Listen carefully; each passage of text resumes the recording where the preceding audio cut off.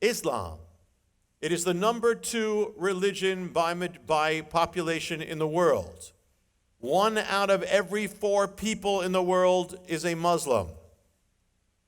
And throughout North Africa, there is warring over this. Throughout the world, there's war concerning Sudan, Syria, all these things. In America, Islam was in many ways introduced in a new way, in a sense, as supposed to be an answer to white oppression to black Americans, African Americans. Malcolm X, Elijah Muhammad, Louis Farrakhan, but without ever mentioning that the most prominent slave traders in Africa were Muslims. We're going to unlock something that's going to reveal really the secret of Islam. I've spoken of the mystery behind the Arabic peoples, but now we're going to look at the faith itself, Islam. Now, it's not so much, when we talk about it, it's not so much theological, but it's something that's in the Bible. First of all, to think about this, Islam would not exist without the Jewish people. First of all, there'd be no Bible. Without the Bible, Muhammad would not have anything to borrow from. Clearly, the Quran is taking things from the Bible and taking them and doing all sorts of things with it. Without the Bible, there's no Islam. Without the Jewish people, there's no Muslims. But it's not only that, there's another reason that goes back to the tense of Abraham. Genesis 15. Actually, I might have said 16, but let's go with 15 for a second. Genesis 15. God said in Genesis 12 to Abraham, I will make of you a great nation, and in you all the families of the earth shall be blessed. And he was speaking of a miracle child that's going to come who will be called Isaac. But it's reaffirmed that promise that Abraham, old man, is going to have a son, old woman, Sarah, going to have a son. We talked about this in the circumcision. Genesis 15, God reaffirms. It says, don't fear, Abram. I'm a shield to you at the very beginning. Your reward shall be great. Abraham said, O Lord, what will you give me since I'm childless and the heir of my house is Eliezer of Damascus? And Abraham said, since you have given me no offspring to me, one born in my house is my heir.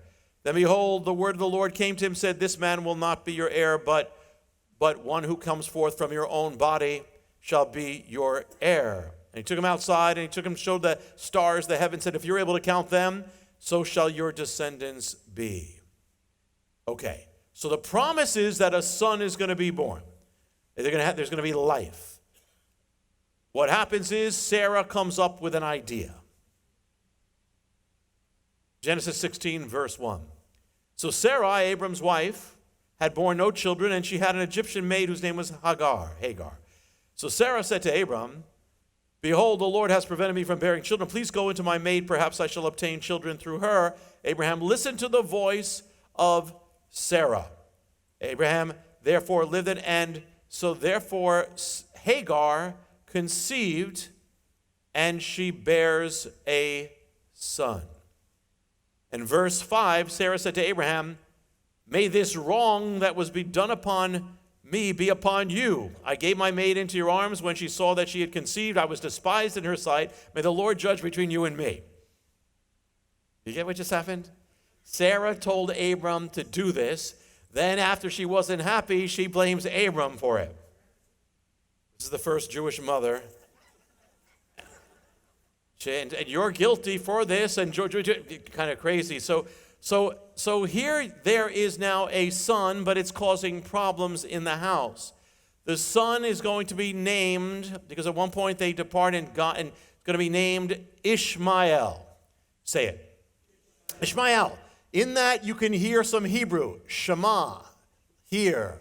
El, God. Ishmael, God has heard. Because Hagar, the mother, was driven out, and at one point she's crying out, and God hears the prayer. And he says, I've heard the prayer. Ishmael, he says, will be also a great nation will come from him. He'll be a wild donkey of a man, it says. Everyone's hand will be against him, and he will live in hostility toward his brothers. So here comes from Abraham, not only will come the Jewish people, but also will come the Arab nations. This is many more Arabs than there are Jewish people.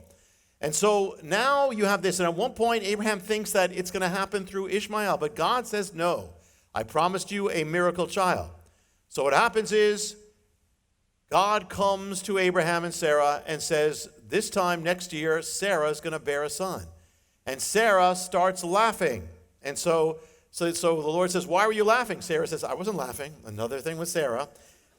And because she laughed, they called the name of the baby, the miracle baby from an old woman, old man, they called him Laughter. His name is Laughter.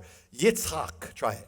We get the name, of course, Isaac. So here they are, heading to around 100 years old, 90s, 100-year-old, and they bear a son. Isaac is born, miracle child. From Isaac will come the Jewish people, Abraham, Isaac, and Jacob.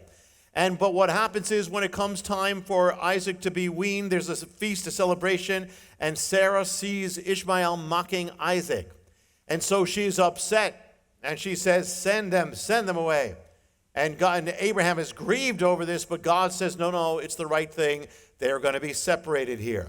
So God preserves Ishmael in the desert with Hagar.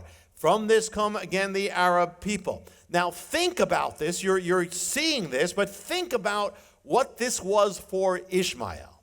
Ishmael, put yourself in his place. Ishmael was the son of Abraham. He was the only son of Abraham. He would have taken himself to be the heir of Abraham. And all the promises and all that's going to happen, Abraham, a man who was blessed, and he's going to inherit all that. Honored son, all that. And then one day comes another son. Now that can be hard for any children. There's sibling rivalry. But this is not just another son. This is from Sarah. So it's going to be, he's going to see it like this is replacing him. And this is from the Sarah, while his mother is the maid. And so imagine this. And now, so he's growing up. He's been growing up for a while before Isaac comes in the picture. He's like, 13 years old now. To find out how you can receive more of Jonathan's teachings, to receive special free gifts, or get in touch, go to hopeoftheworld.org or call toll-free 1-800-YESHUA-1. That's hopeoftheworld.org or call 1-800-YESHUA-1. That's 1-800-937-4821. You can also get more at Jonathan Cahn's Facebook page or write us direct at Hope of the World, Box 1111, Lodi, New Jersey 07644, USA.